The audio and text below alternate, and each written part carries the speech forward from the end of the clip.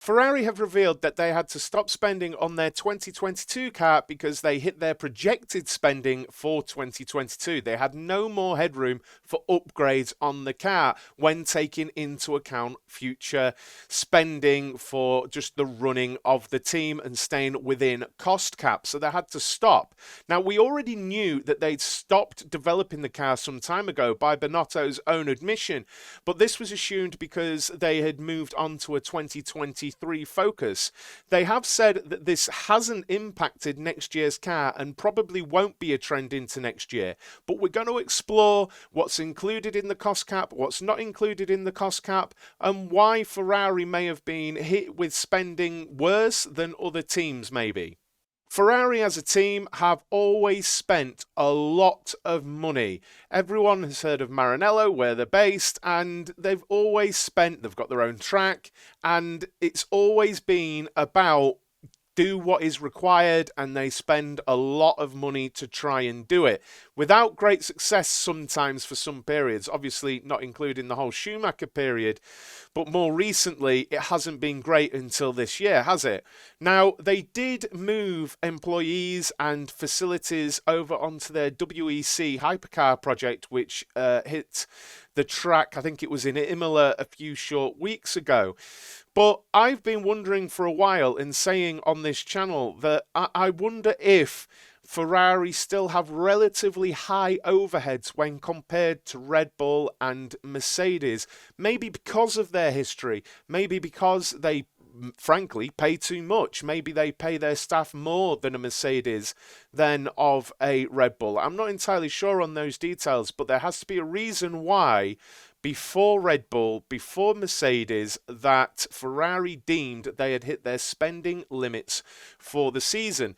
So I've thought for a little while, like I just said, that they may have higher overheads just because of their history. Sort of, they're known for like the sort of excess and spending a lot of money when compared to most other teams on the grid. Please do consider subscribing to the channel, guys. I'm live every Monday to Friday, 9 a.m. UK time, with the latest F1 news and also video updates daily. So please do hit the subscribe button and press the bell notification button if you like your F1 content.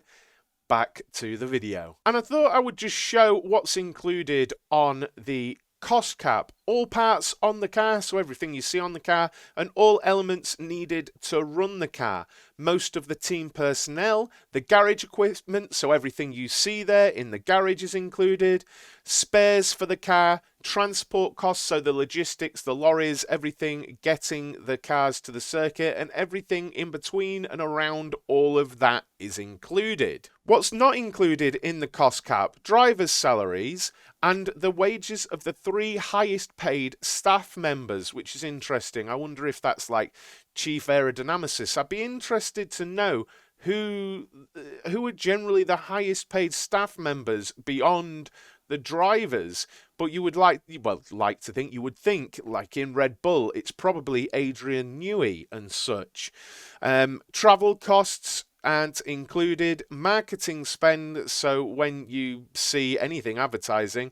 Property and legal costs. Now, this is an interesting one because this is an area where I thought that Ferrari might be incurring extra money on others just because they've got such a big facility and things like that. I wondered if that was included, but having just looked it up, it's not. So entry and license fees into Formula One because it costs money. Any non-F1 or road car activities specifically applicable to Ferrari and McLaren, isn't it? Parental and sick leave payments, employee bonuses, and staff medical benefits. Now, I had read, and I haven't actually confirmed this particularly, I'd read that a lot of the teams to get around cost cap were signing employees to a lower contract of salary, but then putting sort of easy bonuses that they will be able to meet, or the team will be able to meet, so that really they're still getting paid what they would have got, but a lot of it is liable against bonuses. Now, I don't know the truth about this, but say Red Bull dropping someone's salary but saying you're going to get £10,000 if one Red Bull car gets one podium this season. I've oversimplified that very much, but I heard that kind of thing was happening, and I'm not sure of the truth of that, but who knows? That could have been happening. But it's a really interesting thing because, again, Binotto had said that they had stopped upgrading the car some time ago and they expected Mercedes to catch up. So there's a disparity there. Have Ferrari spent more money in just developing this car and getting this car to grid? Is it as simple as crashes and failures that have cost Ferrari more money and brought their development period back so that they couldn't move forward with some planned upgrades? Is it that Red Bull and Mercedes and other teams around can develop cheaper and quicker, more efficiently? Processes out of date in Ferrari? It's a really interesting one.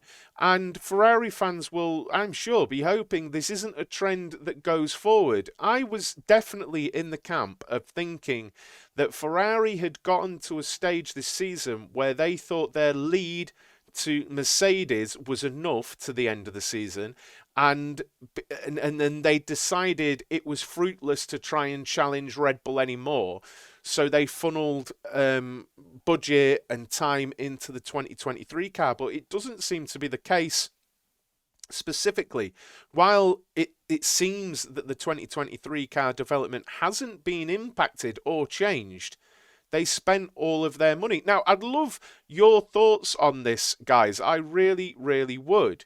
Do you think this is just Ferrari spending too much? Is this down to crashes? Is this down to overheads?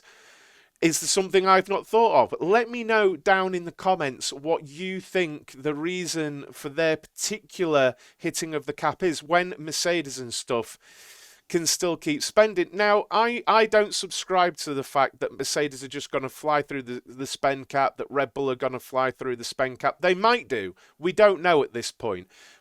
I'm expecting comments like that, but I'd love to know if there's something that you think has cost them a lot of money. The only thing I can really think of off the top of my head is Leclerc crashing in France, and Sainz's car went up in flames, didn't it, at Red Bull Ring? They're the two things that I can think that would really have cost them a lot of money. I would imagine Sainz's especially would have cost them as much as an upgrade to a front wing or something would have cost. So let me know what you think down in the comments, and please do remember to like and subscribe. Thanks a lot, guys. I'll see you soon.